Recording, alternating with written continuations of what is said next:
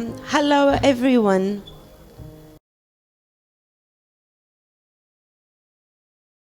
Hello and welcome. My name is Evi Tramanza, and I'm the director of Anatolia College Libraries and Archives. I extend my welcome to all the many participants from all over the world, our senior management, our faculty staff, our guests. Welcome, everyone. It is my great pleasure to welcome you all to Greece, to Thessaloniki, to ACT, and the 14th AMICAL Conference 2017. A tradition initiated back in 2004. We hope you enjoyed the tours yesterday and that they gave you a good insight of Thessaloniki. Sorry if you've missed because of all the flight problems we had yesterday. I would like to thank our wonderful platinum sponsors, EBSCO and Unit 4, for making this event happen. I would like to give a warm welcome to our speakers and keynote speakers. Thank you so much for flying all the way to Greece to talk to us and share your lovely talks. So this friendly conference is about to start, and the theme this year is centering on learning, partnerships and professional development among librarians, faculty, and technologists. Opening the AMICAL conference here at ACT, it is important to consider that more than ever before, the global environment is filled with uncertainty, and the only constant is change. The question is, how do we as educators prepare our students to become relevant in today's world and thus employable? How do we prepare them to understand this environment and embrace change? Our registration shows that we have with us 51 librarians, 35 faculty, 9 instructional technologists, 10 IT people, plus our guests. Our students need our combined expertise, and this can be made possible with partnerships and developing together, with the aim to prepare our students as information literates, lifelong learners, critical thinkers, creative, innovative people with an entrepreneurship spirit, able to compete and flourish in the global environment. The role of libraries, that is our learning resource centers, is to adapt to this need and allow our students to become more information literate, which is a core graduate attribute according to Sheila Weber. To focus on excellent learning, which brings innovation and solutions in communities. Our role today is to raise awareness of the importance of employability and to raise awareness of the powerhouses that libraries, that is learning resource centers, are today, and engage with the academic community to be allowed to add value to the student experience and life. The role of conferences is to share and build on existing knowledge. And I hope that this conference, this friendly conference, will give us all an opportunity to think, to discuss this subject, and prepare ourselves, our institutions, and our students for a future full of exciting opportunities. Thank you.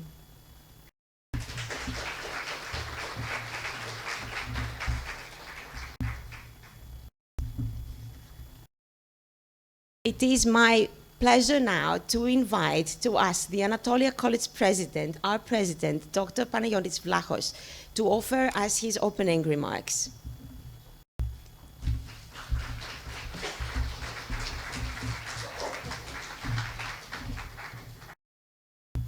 Good morning to all. Welcome to Thessaloniki. We are truly delighted to have you here. I think we have gone a long way. I was discussing with Jeff, and I recalled our discussions back in 2003 on applying to the Andrew Mellon Foundation for a grant to enhance cooperation among libraries. As it's evident from your presence here today, the goal has been achieved. We have people coming from so many different areas. Our institutions are different, size, orientation, but I think we do share common goals and face similar challenges. I believe we can only benefit to actually collaborate, cooperate, share best practices so as to address the issues that we all face. For me, it's important, looking at the theme, today's theme, centering on learning. At least I believe, and you may share my view, that higher education is going through a transition. Technological revolution is changing the way people learn, and we are seeking a new learning paradigm. What you do today is you are planting the seeds for making sure that we'll be able to adjust and introduce transformational change to higher education. And you may agree with me that the educational sector is a sector that usually is resistant to change. So I believe that we can all work together to make this happen. I'll be very brief. I know that you have many things to discuss. I want to thank Jeff Gima, Evitra Manja, our team, everybody that worked so hard to really come up with a great program. I'm sure that the sessions will be insightful and energizing, and I hope you'll enjoy your stay in Thessaloniki. Thank you so much.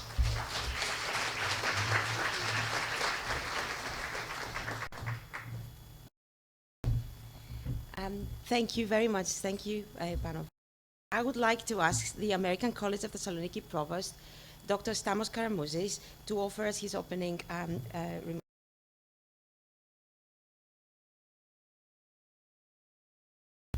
Kalimera, good morning to everybody. Also, I'm going to be very brief. Just say welcome, everybody. Welcome to Thessaloniki, welcome to Greece, welcome to ACT. I know you come from long ways, so we appreciate your presence here.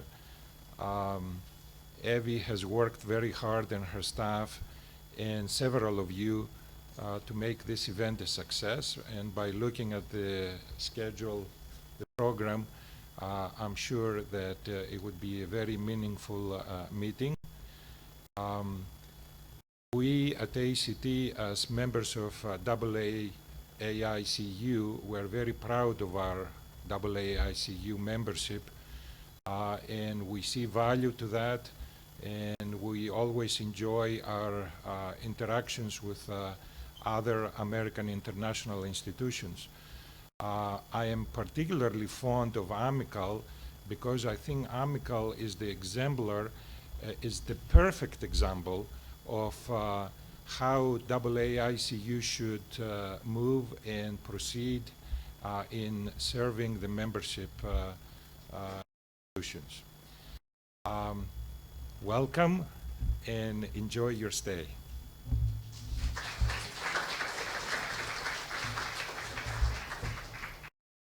Thank you.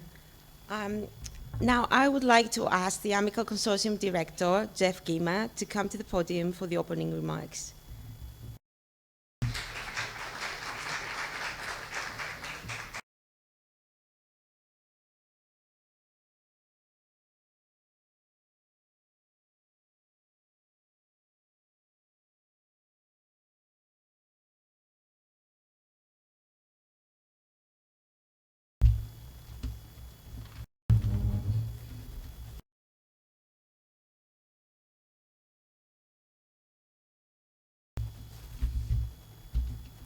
Kalimera. In 2004, about 40 colleagues from 15 international liberal arts institutions gathered together in the Grand Salon of the American University of Paris to talk about setting up a consortium of their libraries and of their institutions more generally. The Andrew W. Mellon Foundation provided funding for that first meeting. They've awarded numerous grants to AUP for AMICAL since then, and I'd like to thank them once again for providing the core funding for this week's conference here at the American College. We've grown slowly but steadily since 2004, up to our current number of 27 member institutions in 21 countries. And we've hosted our annual conference at a number of different institutions, member institutions each year. I don't know if you see the detail on the cities and themes and things, but I wanted to give special recognition to Sandril Habre, actually. at the Lebanese American University as the very first of our members to step forward and offer to host one of AMICAL's conferences, first in 2005 and then again in 2011. This year, 2017, we come to the American College of Thessaloniki for the first time. Hosting the conference requires an enormous amount of time and energy, an enormous recognition of the value of our consortium, and it's an enormous gesture of contribution of a member institution in the consortium and towards the consortium. I'd like to thank the American College of Thessaloniki as our host this year, in particular President Vlachos and Provost Karamouzis, and Library Director Evitra Mansa, assisted by Library Operations Coordinator Lisa Vatsevanu, who are the primary local organizers of this event. Alex Armstrong, AMICAL's web developer, AMICAL's web developer and digital strategist, played a central role in nearly all aspects of the organization and communication of the program. Our program committee helped to shape the program, and you, AMICAL's members, along with our invited keynote speakers, are helping to deliver it. Finally, we wouldn't have webcasting, our unconference, or our session conveners without these coordinators. Now, humor me for just a minute while I go back to 2004. Our first event had no webcasting. No one had heard of an unconference, but we made up for the lack of technology and novel session formats with vision and optimism. Most of the 40 who were present in 2004 were librarians, but there were also IT and instructional technology directors, faculty, deans, and provosts. We talked with hope and excitement about how we might work together on some pretty nuts and bolts library resources like catalogs and databases and interlibrary loan. We also talked about integrating academic and administrative computing. And we talked about collaboration between librarians and faculty in areas like information literacy instruction and even shared curriculum development. From the start, AMICAL has tried to build bridges of collaboration, not just between the member institutions, but between those professional roles of librarians, faculty, and technologists. We've argued at times, as recently as yesterday, about whether AMICAL should be about libraries or about something larger. And I think that discussion is incredibly important to have, in part because it leads us inevitably to great questions about the future, about the changing roles of libraries and librarians. But in the end, that can't be a question with mutually exclusive possibilities. Is AMICAL about libraries or about something larger? AMICAL is about libraries, and libraries have provided an essential thread of continuity for AMICAL's work, much as libraries' work has acted as this thread of continuity on their own campuses. And AMICAL is definitely about something larger than libraries. This breakdown of AMICAL 2017 attendees attests to the fact that, if nothing else, we've managed to bring to the table the various groups that we've been making such an effort historically to foster discussion amongst. Although we didn't articulate it this way 13 years ago, AMICAL is about how learners and scholars engage with information. It's about how learners and scholars engage with information. It's about how we're able to collaborate as a group to make that encounter with information especially valuable for our students in the diverse international liberal arts environments of AMICAL institutions. Some of us are creators of information. Some of us see our primary role as guiding students in appropriating that information. Many of us pride ourselves on our ability to help others to discover, to parse, and to share effectively that information. And some of us are experts in using technology to work with and communicate that information. I'll leave it to you to decide which of those descriptions fits best the librarians, faculty, and technologists, but I believe strongly that all of us take on several of those roles at different times. All of us, in any case, find both challenge and opportunity in doing our work in the diverse societies and cultures in which we find ourselves. AMICAL is about meeting that challenge and seizing those opportunities collaboratively. And this week, AMICAL is about teaching and learning centers. It's about developing faculty and staff skills, and as we put it in our theme, it's about centering on learning partnerships and professional development among librarians, faculty, and technologists.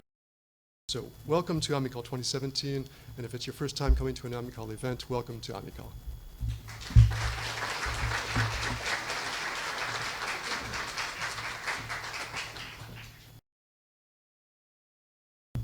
Thank you very much, Jeff.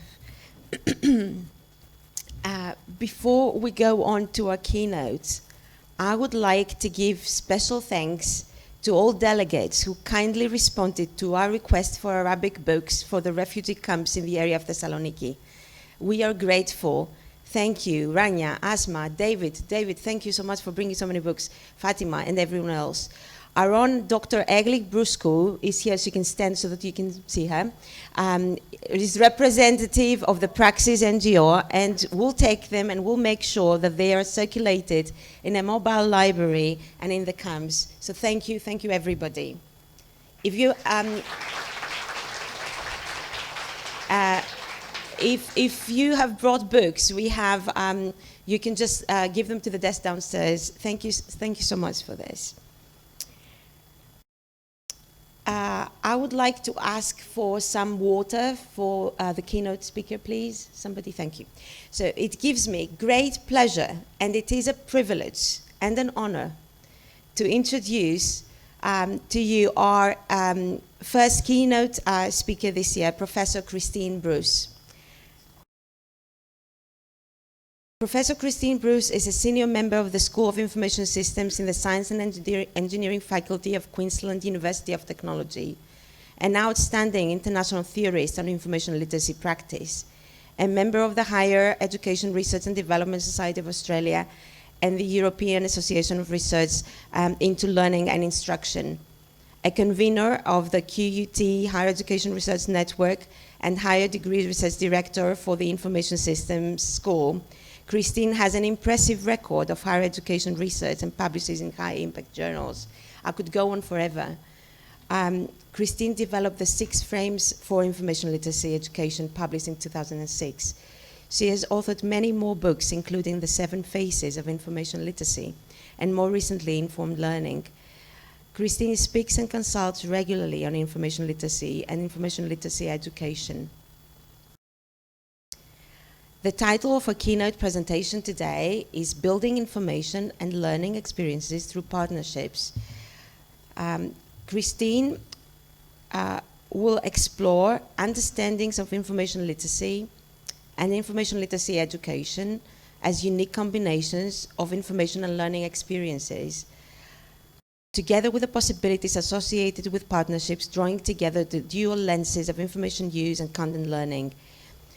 The keynote will also highlight some innovative information literacy partnerships and research directions.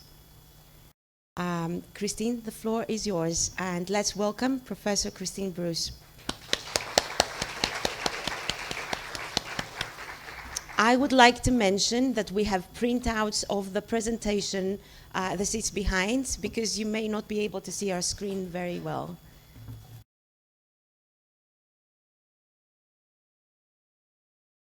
Anyone from the back pillars down may occasionally have trouble with a couple of the slides. Thank you so very much, Eve. Welcome everybody, and thank you for hosting me in this amazing country, and not just amazing country, amazing conference with so many different cultures, so many different institutions represented, and all sharing the same global concerns that we have in Australia and everywhere else. Evie, you've already given us the first keynote address of the day. Thank you for sharing the things that you did, because it sets the scene very nicely for what I'm going to do. My talk today is going to be in 3 parts.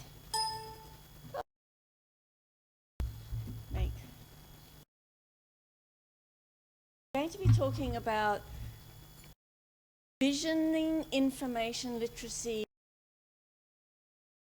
education first, how we can think about it differently, beyond skills into how it actually transform the lives of our learners and our institutions, not just while they're here, but also beyond.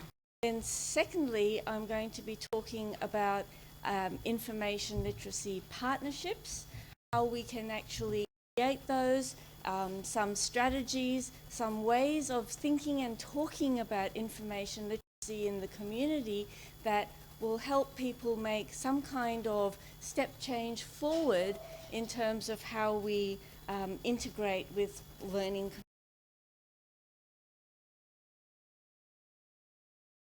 So, the starting point for all this is a view of information literacy as being about a combination of information and learning experiences. Information literacy is something that transforms people, it transforms the present, it transforms the future. As Evie has already said, it brings about lifelong learning. A couple of weeks ago, I had a moment that occurred in my life that I think is going to have me thinking again, going back to basics, understanding principles, and working out what we can do more and differently. I was talking to a young person who's a student about the state of the world and expressing a lot of anxiety about the future, their personal future, the global future, and being a typical academic, I said, well, what can you do about this? And the response I actually found as an educator extremely concerning. The response was that I didn't know, and obviously the fact that the questions were askable were extremely important. I believe that once you can ask a question, once you can frame a problem, you can start to see your way to it. The response was that she belonged to a generation that had been trained to be passive users of information and passive users of social media. They're used to receiving.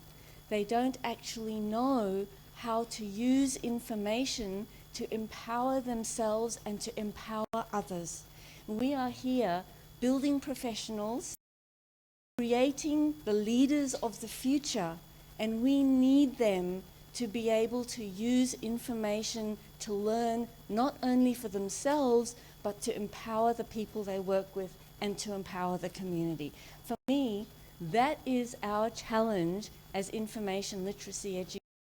Whether we're working on a student assignment, and when I say information literacy educators, I mean all of us in the room, whether we're actually someone in a library who's looking after a collection, or whether we are an academic who's responsible for disciplined content, whether we are a learning technologist, whatever we are doing, that is the goal, that is what we are trying to achieve in the very long term. Okay, so that's my foundation, that's my starting point for today. In order to achieve a goal like this, we need to partner for information literacy education, and I believe that information literacy education is not just about coursework, it's not just about the undergraduate. Information literacy and learning happens at every level of the institution. So when we do research, we are simply learning in a different way. When we are learning to research, we are learning in a different way. When we're doing undergraduate coursework or first-year experience, we are learning in a different way. And information literacy education has a part to play in all of those different spaces. And in order to make it possible, one of the things that really needs to happen is for us to build a shared understanding of what these words, information literacy, are all about. And everywhere, and even here, we've already had some conversation about whether the words information literacy matter. I can't remember who I was talking to about that in the last 2 or 3 days. And ultimately, the words information literacy don't matter. I use the words informed learning to represent a particular way of thinking about information literacy. It seems to work for some people, but it doesn't matter what we call it. It's about bringing an information lens to work with the learning experience and bringing those two things together, thematizing the information part, making explicit the information part, so that people become empowered information users. That's what we are driving at. That's what we're trying to achieve. As some of you may be aware, a lot of driver for information literacy education in many parts of the world comes from the American Library Association frameworks. And a couple of years ago, these frameworks were subject to considerable discussion and change. And at that time, one particular way of framing information forward, which I enjoyed extremely. Unfortunately, I don't think, in fact, I know it hasn't actually got into the final framework, but this is the description of information. Can you see this from the back? I'm just curious. Okay, that's good, because it means that I don't have to, read things out if you can actually see the slide, and that helps me a lot. It's a view of information literacy that's about deep engagement, deep understanding of information systems, but also for me not from a professional point of view, from the point of view of the community, the disciplines that are part of all that. So we can talk about information literacy as being about experiencing information use in different ways, and that's what I mean when I use the phrase informed learning to represent information. If we take a little bit of a tour of how thinking about information literacy has developed over the last few years, we can see that it's trying to follow the trends in higher education learning sector. The information literacy territory is expanding. Those of us who believe in the learning experience are having to embrace more and more different things, including technologies, including learning theories, including understanding how our students work within the environment. One of the things that I think is absolutely critical is that the boundaries between talk and learning are blurring. So I've actually heard people talk about some work which we would consider to be firmly about information. That's not about information literacy. Okay, now that's really interesting, the way these things are starting to become a little bit fuzzy. And you can see from this particular slide that there's a lot of different language around information literacy. And I believe that we use words to be able to communicate and connect with our audience and the people that we're working with. It doesn't really matter what we call it. Ultimately, information literacy has to begin with understanding the community of learners, and that's where a lot of information scholarship has been directed over the last 5 to 10 years. There's a very big focus on social issues, information literacy in health, information disaster contexts, a lot of people working at the moment around information experiences, migrants and refugees. And there are many voices in the whole information area that are only just beginning. And a lot of work being done on critical information, radical information.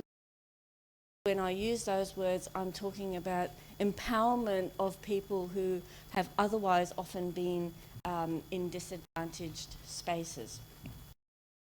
So this is the foundation piece, that information literacy is something that's experienced as being aware of different ways of using information when learning. so that learners become more aware of how they may use information in future academic, personal and workplace learning situations.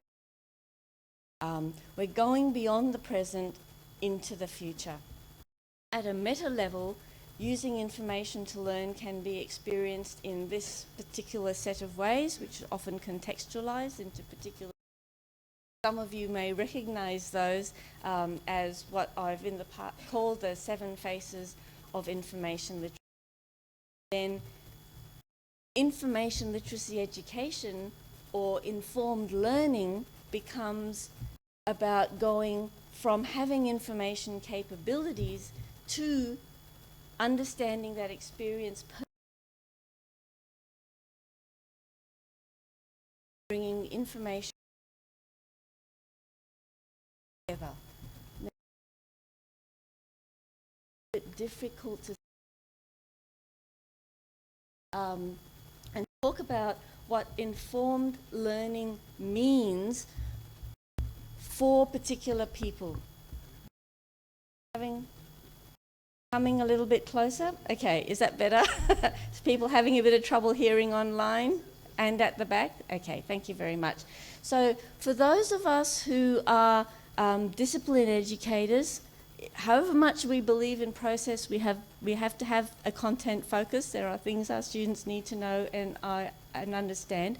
What discipline teachers do is identify the information practices that are important in their subject or professions. They model those practices for their students and embed them in their approaches to content learning.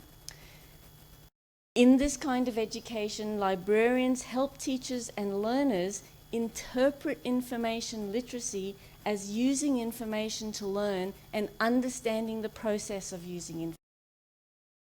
Help identify important questions and processes and support learning strategies.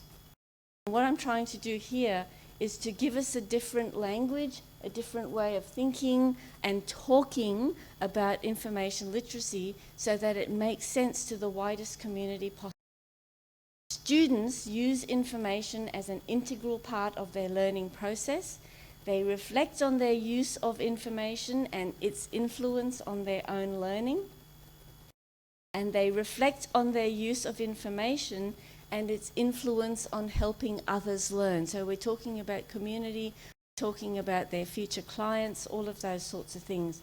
They reflect on potential of information use in their workplace and community and how it might enhance the experience of others in their professional lives. Now this is something a little bit different. I thought I would bring you an example from the creative arts. Does anybody here teach dance or work with teachers of dance? Okay, but this, in my university, we do have dance education as part of our work. And one of my colleagues, Mandy Lupton, has taken an interest in what it means to think about people using information to learn in this context. And this is some of what she's actually been able to come up with. She's looked at dancers and the people involved in the composition of music. So information becomes something that's beyond the artifact. And when we work with students, we don't just work with the artifacts, we can get them to think and talk and reflect on all the different forms of information that are part of their experience. Now, I would say that it takes an information professional to think this way and to ask these questions. And this is the role that the information professional has to play in the community. So, Mandy discovered through talking to students of music and dance that these involve full mind and body experiences in integrating all kinds of information to express and communicate.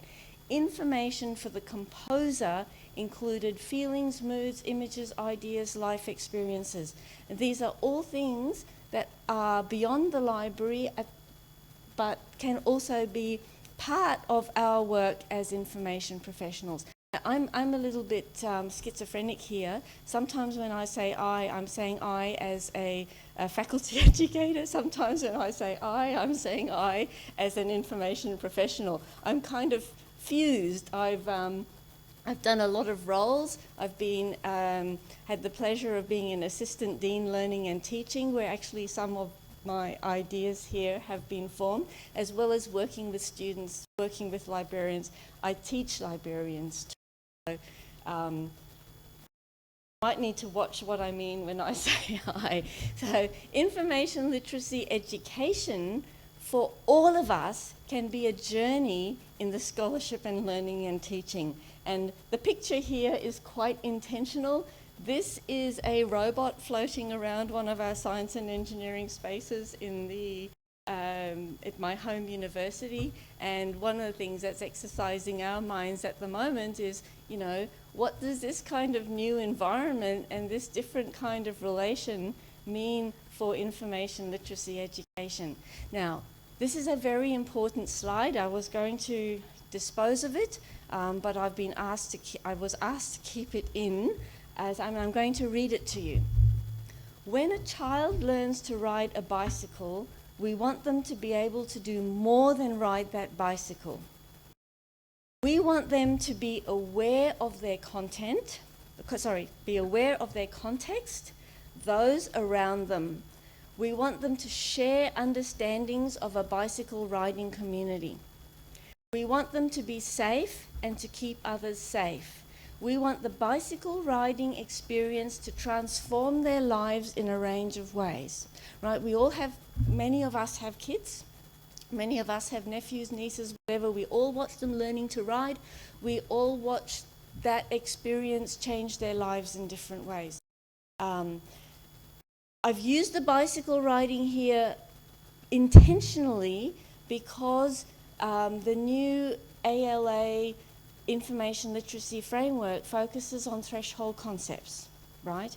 And bicycle riding is always used as an example of crossing a threshold. When you ride a bicycle, you can never forget. Once you learn to stabilize yourself, you have all those skills, you have all those capabilities.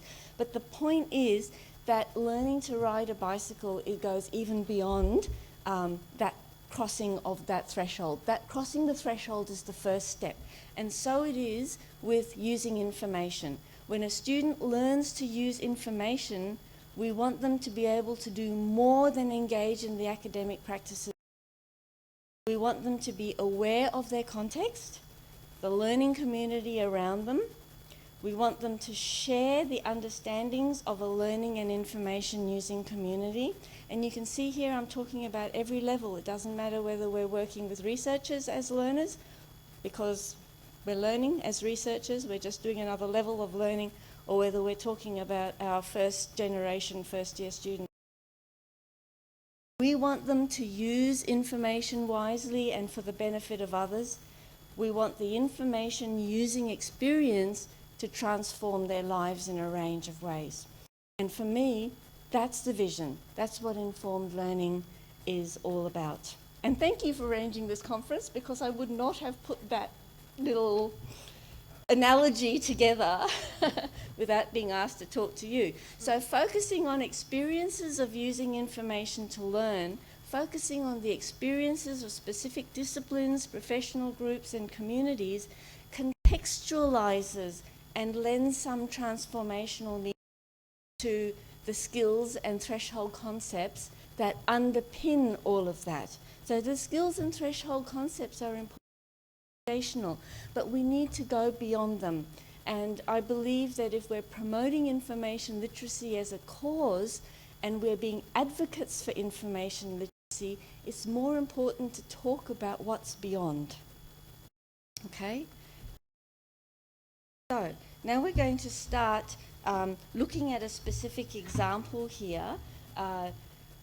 Information literacy education of any kind, including what I've been talking about, whether you're working with skills, whether you're working with threshold concepts, whether you're trying to, move beyond into a bigger space, involves all of these three things: information, technology, and learning. And many of us in the room will work across all three of those or at some form of intersection between them. Now, I'm going to give you a specific... I'm going to read a little bit of this as well, in case some of you are having a bit of difficulty yesterday when I stood at the back. Trouble with the bottom. We've got two academics here who are newly employed at our university. So imagine Steve. He has come in with a passionate desire to ensure that his students can keep learning after graduation. He's an artist. Have we got the...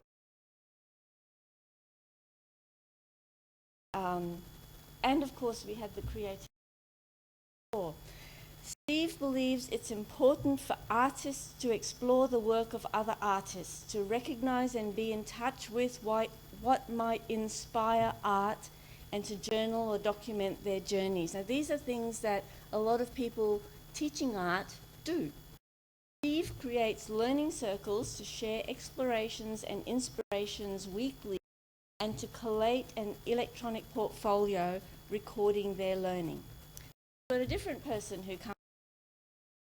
This is an engineer, and her name is Jane. Imagine Jane. She asks her students to work towards a student-managed conference for which they will write and present their own key industry players and researchers as key proceedings of the day on the web. On taking notes about what's being said, like our wonderful conveners are. Thank you. And it reminds me that this kind of conference we can think of as an information literacy. There's so much information awareness going on. We've got people tweeting what other people are saying out there, listening to what we're saying. If we're communicating, who's communicating with people outside? There's someone up there. There's quite a few people with their hands up. And if Kristen was to tell the truth, she's tweeting as well. There are many sources of information around us. The person next to you is a source of information. I am a source of information. The people who've been speaking with us have been sources of... We all have different learning processes that are going on. We are all going to go away at the end of the day, at the end of the conference, with a new knowledge base. So these are all the 7 bases of information. We might start to make plans about doing things differently. We might start to communicate with the results of the experience. Closer, this is an information literacy experience. And the critical thing about this experience is it's not the experience of an individual. It's been brought about by a community. It's been made possible by a community. It's being supported by a community. I couldn't be doing what I'm doing now without the technologists, the people who have set up all this infrastructure. There's an online conference going on simultaneously with this face-to-face one. I don't do all that myself. The information literacy experience is a communal, it's a social, it's a shared experience. Even though we might talk about it and think about it sometimes as something that is individualized. And that is actually one of the biggest issues and tensions that we have in our universities, that we, in the end, assess and grade individuals. Right? And that impacts almost everything that we do. And yet the things that we believe in very often go far beyond that. And what we want to be doing is creating information experience and helping people think about them that way. Now, I've forgotten about Steve and Jane. So what's going on with Steve and Jane? If you look at what they're doing through an information lens, both Steve and Jane have identified key information practices. So that's what that conference interlude was about. They've identified key information practices in their profession and found ways of integrating those practices into the learning experience. The practices reflect the way in which informed learning is experienced in their profession. Perfect building blocks for information literacy education. That information literacy education will go on whether there's anybody else in there supporting it or not. But if you are a learning technologist, if you're a learning designer, if you are a librarian in the room, you can already see how these people can be supported in what they're doing. And the starting point is what they're doing, not what we think they need to do. So, Steve and Jane recognise that quality interaction with the information environment is the cornerstone of learning, and that discipline mastery is achieved through the processes of creative and reflective information. Once they can help their students recognise what information is and how they're using it, they can be in charge of their information environment. Steve and Jane, very clever to have picked that up. Okay. So, I might skip that one and start talking about partnering for information literacy education. So the second part of the talk is going from the vision to the how all this happens. And we've already said it takes a lot of people, it takes a whole community. It's about how we talk about it, it's about how we reconceptualize what we're doing. And these are some of the people, and only some, who are involved in the process of partnering for information literacy education. So previously we've had Steve and Jane unsupported. Now we have Steve and Jane supported by technology experts and learning specialists, the university at large. And then in time, Steve and Jane become program coordinators, working with colleagues across the university to integrate information literacy education across entire programs of study. Happy ending. Actually, happy beginning. Now, what's happening in all this is that partnerships are being formed where different lenses are being brought to play. So the key lenses in what we've been talking about so far have been the content lens and the information process lens. And in the kind of context that we've been talking about, you can see that different purposes for collaboration come to mind. Actually being involved in the classroom in teaching is a very limited form of collaboration in that context. That's only one possible dimension, is not the end goal, and may not even be the best way of using our resources. So keep in mind that what all of us are doing, whether we're Steve or Jane, or whether we're someone supporting them, is thinking about things like opportunities for shaping curriculum design, opportunities for shaping assessment and lesson design, opportunities for peer review. We often have academics peer reviewing academics, but wouldn't it be interesting to have learning designers, information professionals, academics kind of peer reviewing and working with each other? And Stevie's nodding head over here. So when you take your focus off the teaching part, off the actual going into the classroom, then we become academic developers. We're creating visions, we're supporting, influencing, researching and creating materials for the use of other people. Creating something that 30 academics could use is probably much better use of everybody's time than one person going in the classroom for. This is a really critical point here, hugely conscious of. Libraries are an integral part of all levels of learning within the university. One of those levels is the creation of academic curriculum for undergraduates. In fact, it's the thing that most universities get money from.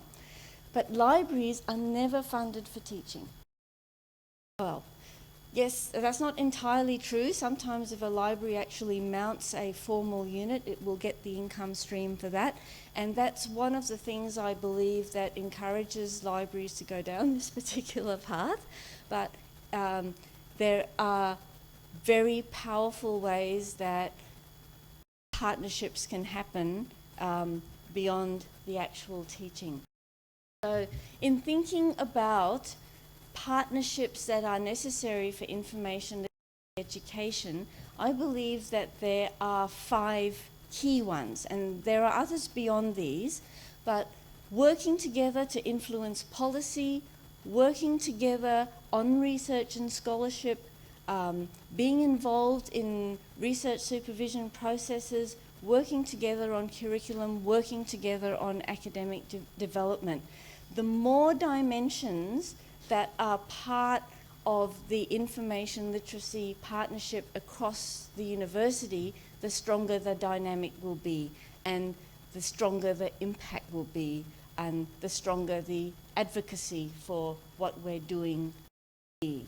So partnerships potentially span college-wide projects and cross-institutional projects. I'm guessing, and I've seen in the program today, that there are already many of such projects in existence, and conferences like this are an opportunity to begin to profile those. And we've got lots of tools that we can pick up and use as a result of these conferences to profile the work of these groups. Bad slides that no one could read, so I'm going to skip it. So what we're really talking about here is reminding ourselves that the powerful roles come from thinking of ourselves as catalysts for change. We begin to look at some specific strategies for a moment. Very well. I told you, Evie, that miracles happen sometimes. So this next section that I'm going to move to is specifically about things that we can do to engage in such advocacy and to promote different ways of thinking about information literacy and information education. So I think the first thing is that we want to actually draw attention to the way information is used for learning in a wide range of disciplines and contexts. We're not talking about information skills. However important our databases are and however important our collections are, unless we are in particular kinds of social science disciplines, it's not necessarily going to sell what we do to everybody else. So we may not necessarily change a lot of what we do, but what we want to do is change how we talk about it, okay?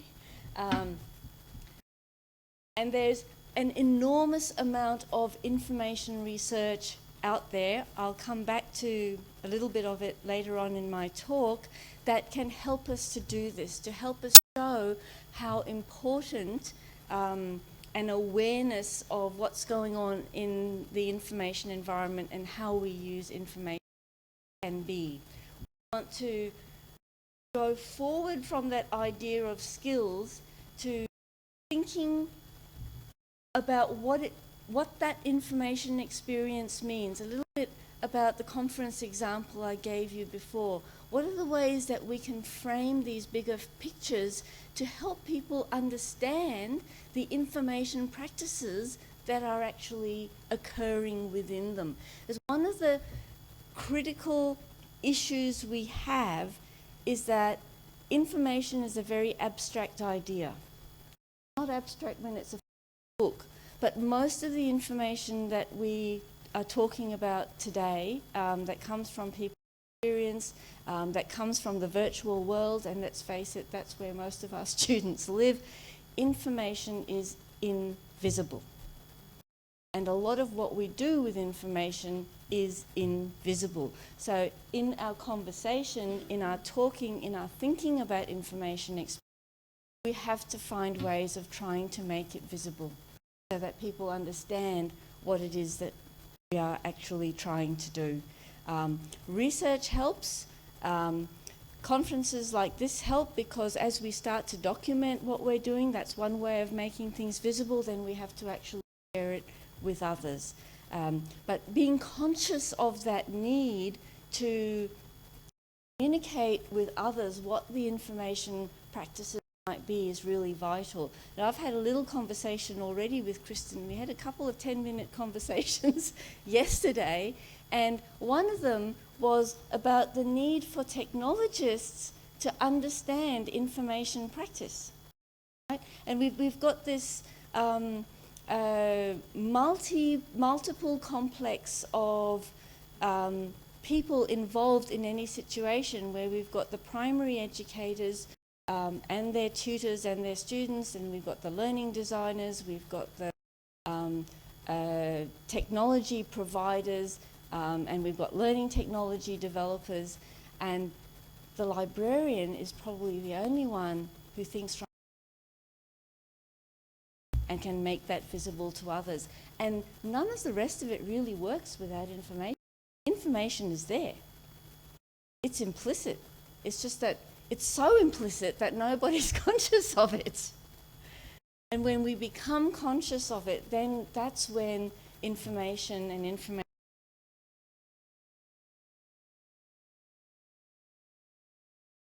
Okay. So we're talking about building informed communities in lots of different spaces. We want to have informed scholars, informed alumni, informed members of the community. We want to be aware of how they use information, how and they can also need to be aware, our graduate students need to be aware of how the people they serve use. Imagine our health providers, imagine our engineers, imagine our whatever space your students are going into, they will be working with people, and the people they work with are information users and getting in those professionals that we're sending out. There's really important information on there that awareness will really. So, how do we do this? I think this is a summary slide now. I've probably made some of these messages already a number of times. We're building a collective awareness amongst ourselves. We're building a shared understanding, shared ways of talking about what we're trying to achieve. We're talking about the whole AMICAL community. And as Jeff said earlier, libraries have a role in that, educators have a role in that. Everybody's working towards the same. We all have a different piece to bring to this puzzle. And if we have a shared interest in information, then we want to develop shared ways and new ways of thinking and talking about it so it makes sense to other people. Next little phase, which is also about strategies for advocating for information literacy education and thinking about it specifically, has some specific questions. As we partner in academic development, what are the questions that we need to ask of ourselves and that we need to ask of others?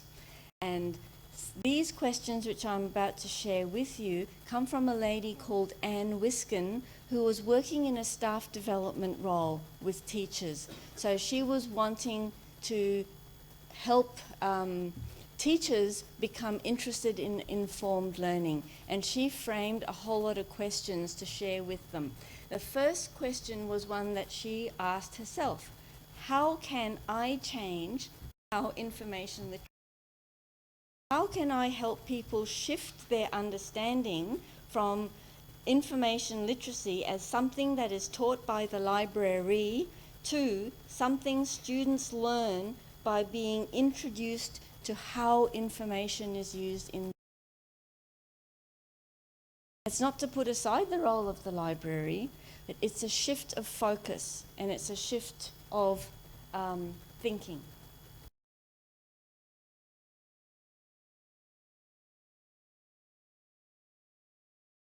Some of the things that we can do, specific things. One of the things that many people are often concerned about is how do we do this in our under-resourced environments? And that's one of the reasons why I put these slides in, because we can't achieve the goal tomorrow.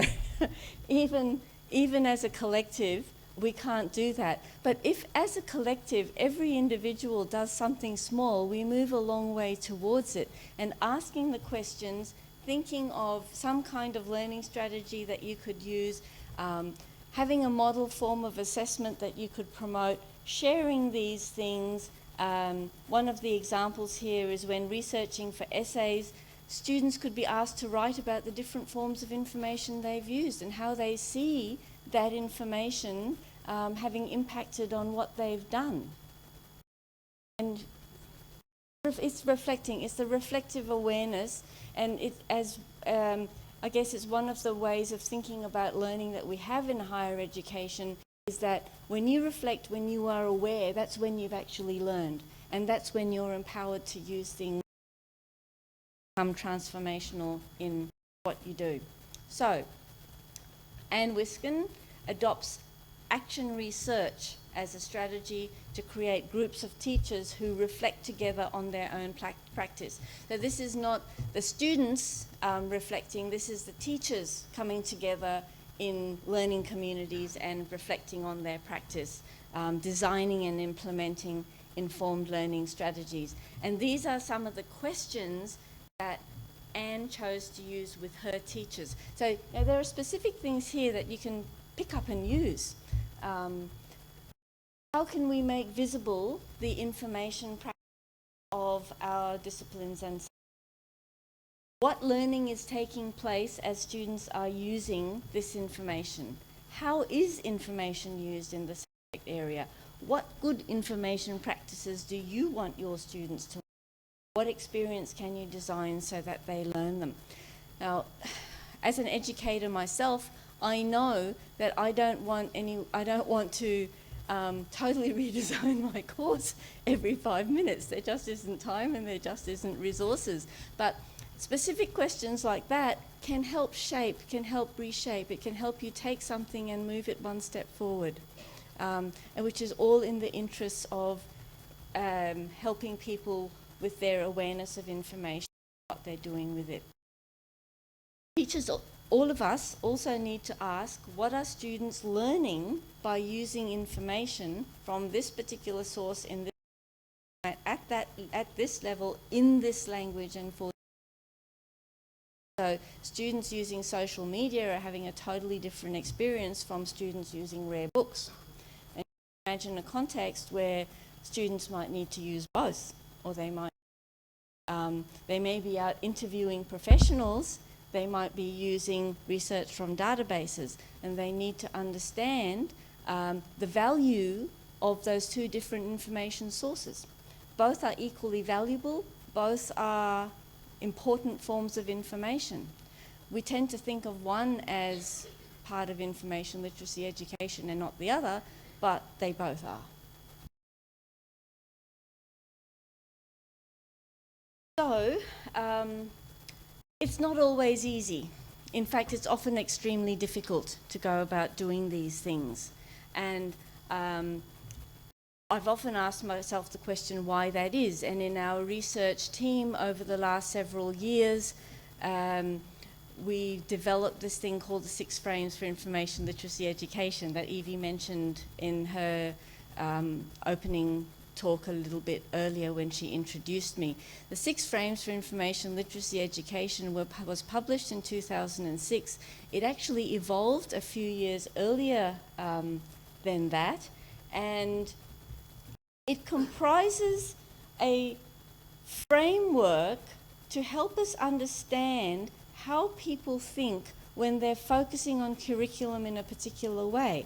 And you can imagine all those people we've been talking about, technologists, learning designers, content creators, faculty, librarians, all sitting around a table, and this happens, we know it happens, we've been involved in it, trying to do something, and it can often be a struggle. And the struggle is often because we have different values, we have different ways of thinking about teaching, we have different ways of thinking about and the 6 frames make that explicit. So here is an example of how information literacy as an idea is thought about and viewed when you have different kinds of curriculum focus.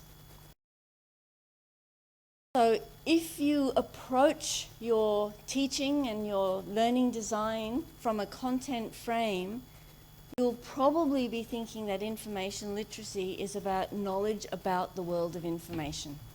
It's something that can be tested. It's, you know, multiple choice exams and knowing where things are, how to get them, and so forth.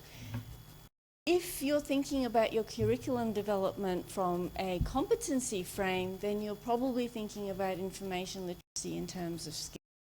Now, I'm not saying that any one of these things is more than the others, but what I am saying is that when we're working in teams and when we're working in groups and when we have different ways of thinking, that can either cause conflict or it can be used powerfully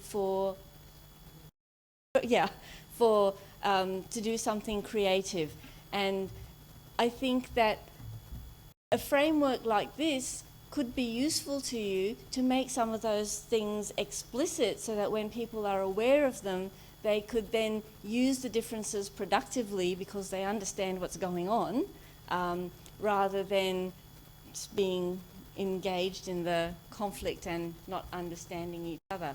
So if people adopt a learning to learn frame, they would tend to think about information literacy as a way of learning. There's a personal relevance frame, social impact frame. We've actually talked about information literacy in all those ways. And just to give you an idea, the framework is fairly extensive, but here's an example of how teaching and learning might be viewed across those different frames. I'm not sure how visible that is, but those of you at the back have got handouts.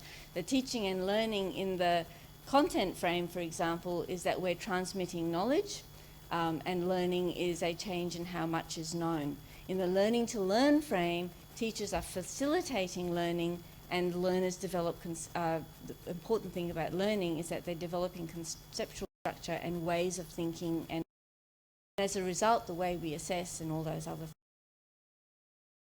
are different. Okay, we've got a little bit of time.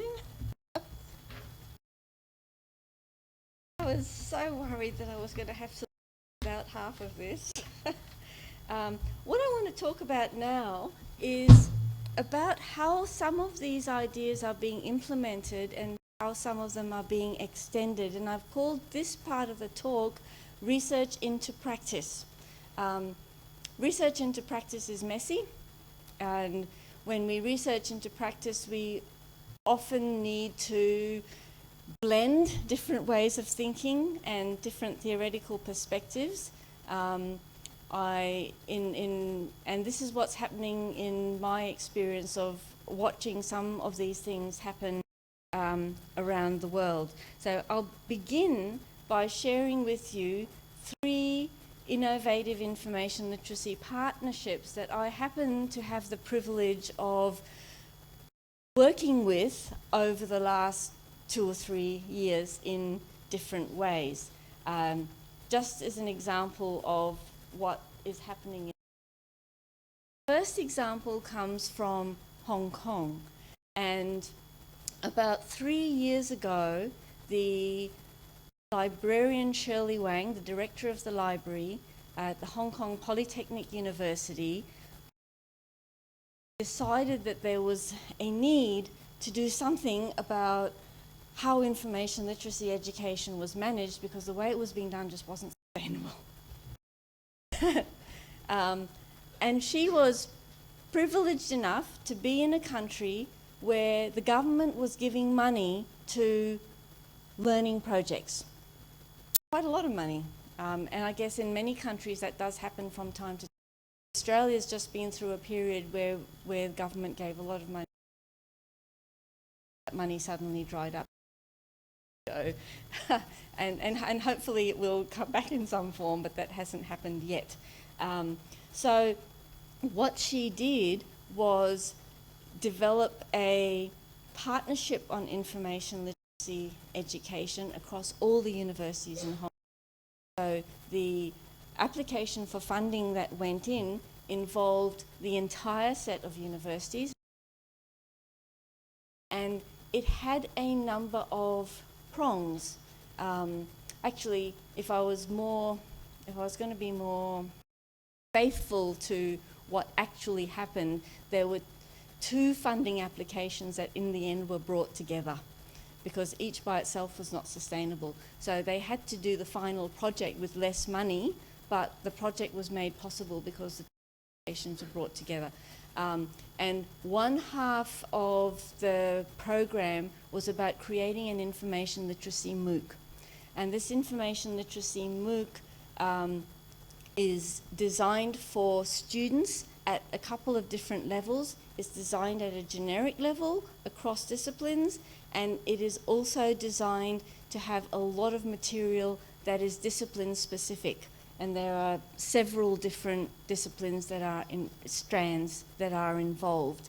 The MOOC, of course, has required considerable partnership with all kinds of people to create, including the discipline educators. So they've drawn on information literacy scholars, researchers, other people to help create the underpinning theory of it.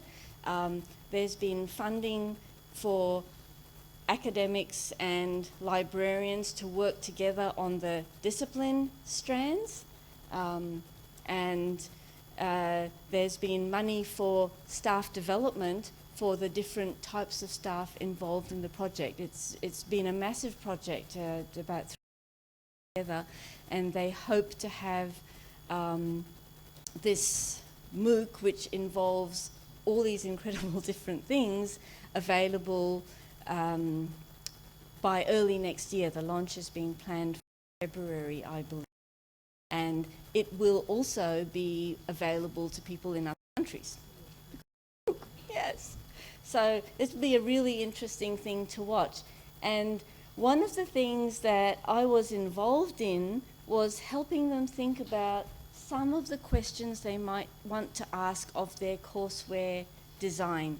And they had faculty and librarians working together on creating the discipline strands of the courseware, and these are some of the questions that we came up with that would be useful to ask. So how can the connection between the information use and the content? That's not an answer to the question, but when you ask the question, what happens? What information and learning experiences are represented in this courseware, and how can a wider balance be achieved? Thought about the 6 frames especially because they wanted to do that. Which of the 6 frames have been used across the activities in the disciplines, and again, how can a wider balance be achieved? One of the interesting things that they've done is they've gone out and interviewed professionals, short, snappy interviews about their use of information in the workplace, and incorporated those in the MOOC to increase the personal relevance frame for where can learner reflection on information use be built into the design. Are there reflection prompts that might be useful for use across all the discipline areas? So just a few questions like that, which, you know. The other example comes from States. Some of you may know that Purdue University is the seat of the Ford Foundation Chair for Information Literacy, Professor Sharon Weiner, and there's been extensive work going on there on information literacy curriculum. And in the last few years, Dr. Clarence Maybe in particular has been using this idea of simultaneous focus on information use and content learning to develop information literacy programs around his university, and he's called it informed learning design. They've created a partnership, a funded partnership across the university called Impact. There are existing articles at the AMICAL conference here, but the point is, again, seeking funding, working in partnerships, having a theoretical foundation literacy that everybody seems comfortable to embrace, and then moving forward to develop lots of examples. Now, Clarence is publishing a book about this work, I understand. So the kinds of things that they have done is to target high-profile educational initiatives at the university. There's something happening really important over there. We're going to be involved in it. Part of that partnership. Focusing on student learning, maintaining an awareness of current educational theory, and in fact, I believe that they're actually advancing learning theory in the process of doing this work, and using consulting approaches to create shared goals. So that's the second example. The third example is a library-specific example, and it comes from Professor Mary Somerville, who's the director presently of the Library of the University of the Pacific. And as part of her process of encouraging her staff and colleagues to think and work differently, she's created a project involving the transformation of the library. But in creating that project, of course, she's had to involve the whole university, everybody from architects to academics and others. One of the questions they're asking themselves is, in their everyday work, what are the information and in order to be able to use that information to transform the library practice.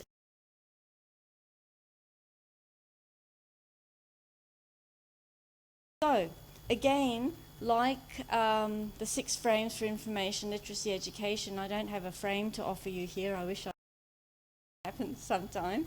But when we are engaged in information literacy partnerships, we can bring research into practice, we can use research in our practice, we can do research, but at the same time, there's likely to be both conflicted views and shared views as we go about that particular. Okay, so winding up now. This is an example, one of thousands out there. I chose it because I believe it has fairly generic appeal. It's the outcomes of a study that was done 4 or 5 years ago into teenagers' information experiences when creating online content. So creating online content may be narrative videos, maybe poetry, whatever it may be, songs. These teenagers were creating online content. This was in the United States, and the research was actually done at a time when not a lot of this was actually happening in schools. So the person who did research found her teenagers in public libraries, try to understand their experience in order to be able to bring some of this into in this case, school curriculum rather than university curriculum. I think the principle is the same.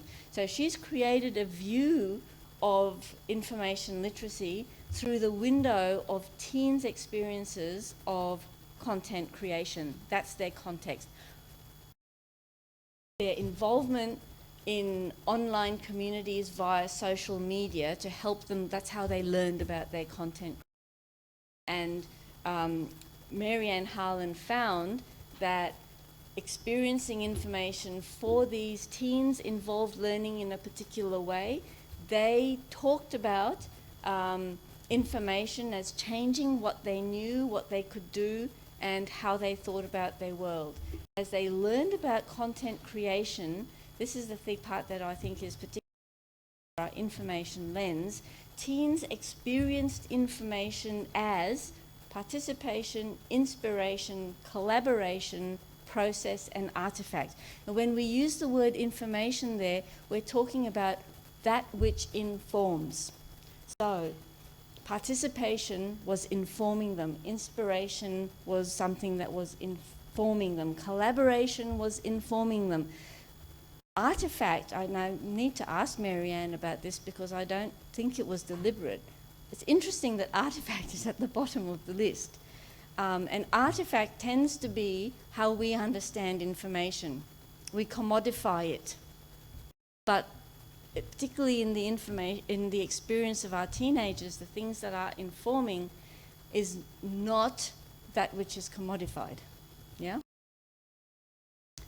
So I think I'll skip some of this. And as part of those, as they was using that information, these were the kinds of information practices that they talked about being involved in. And these are the words from the students themselves. So if we were creating curriculum that involved this kind of work, this is useful material to be able to use to frame their reflection, for example.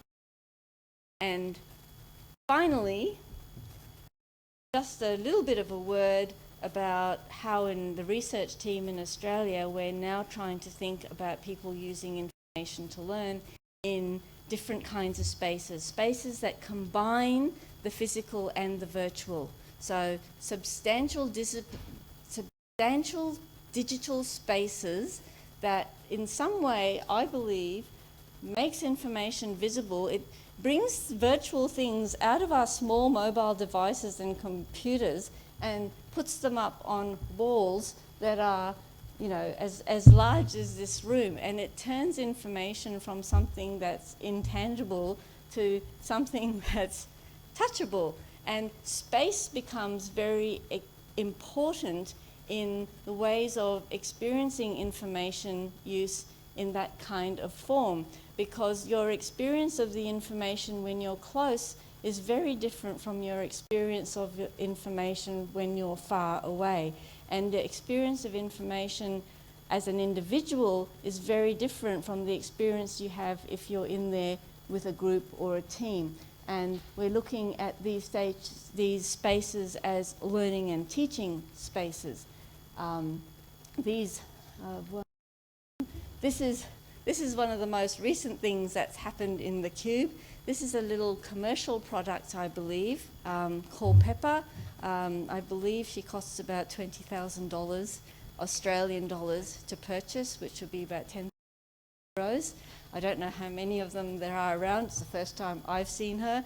I know that she is being used in Australian libraries in regional Queensland and kids are being encouraged to come to the library for literacy programs because Pepper is there. Yeah. Pepper's very expensive, but Pepper also offers us new opportunities to think about how people use information to learn. And, you know, how is artificial intelligence part of that whole experience of using information? So these are some of the new frontiers that are actually not so frontier and not so new. They're on top of us already. Okay, so I'm going to stop there, Evie. And thank you all for listening to me so attentively. Can I say thank you very much, Christine, Professor Christine Bruce. So it has been an education, Christine. Thank you. I would like now to open the floor to questions. And Eleni and Sotiris, can you take the sides for me? Thank you. So can I ask the first question, Christine?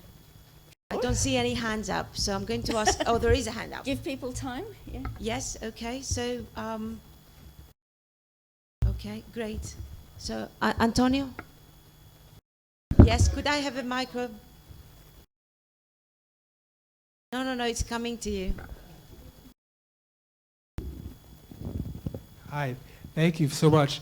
I appreciate that you gave some different definitions of information, because I always get a little bit hung up on what is information.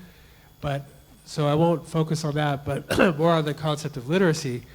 My friend and colleague Kathleen Tyner would like to dispense of all the different literacies. And she said literacy is literacy. And a good definition that I've heard, maybe this is also problematic, but literacy is cultural capital. And we're just learning how to function in the world in different ways.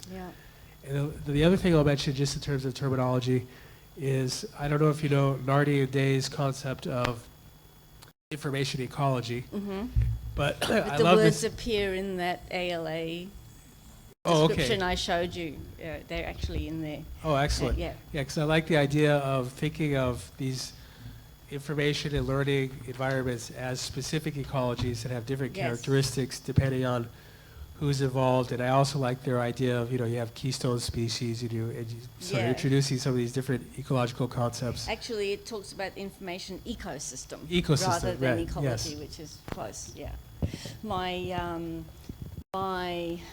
unit, my information science discipline area in my university used to be called information ecology. Loved it, but we've had to change from information ecology to indicating the meaning of information. Advertised to hire staff. We'd have biologists applying. Seriously, we'd get 2 information scientists and 10 biologists. So sadly, we ended up changing the name. I agree with you that whole idea of working within a vibrant ecology is a really helpful one in thinking about. Any other questions? We have one from our convener today.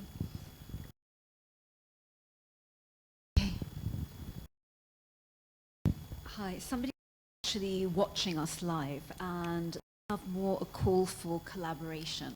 So this is Giselle Pempedjian from LAU. Hello, Giselle. Hello, Giselle. We all say hi. Okay. So basically, she's saying that they started an information literacy SMOOC at LAU. And she really hopes that more can participate and get involved so that they can really prepare a solid MOOC to target different discipline areas. Thank you.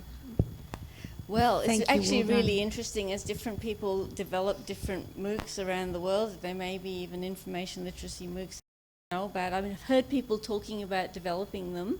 The Hong Kong one is the only one that I know of that's almost at the stage of production. But MOOCs can come together, can't they?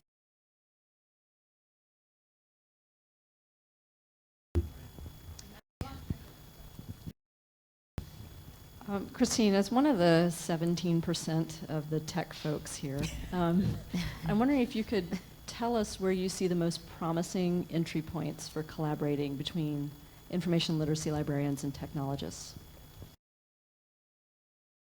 Okay. It's very difficult to keep the things separate, isn't it? Because you can't have information without technology, and you can't have technology without information. I think that they need to be getting around the table together as a starting point.